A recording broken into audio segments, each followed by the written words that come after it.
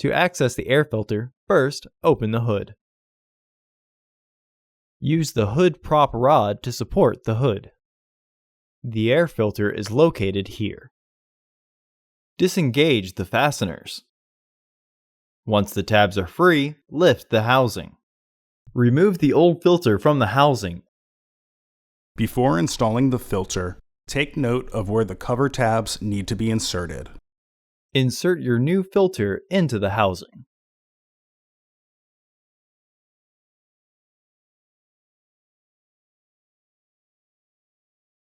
When reinstalling the housing cover, make sure the tabs are secure in their catch.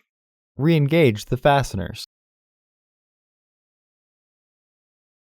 Remove the hood prop rod and close the hood.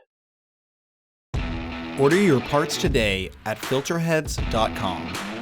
Also, please like our video and subscribe to our channel so you won't miss any new content.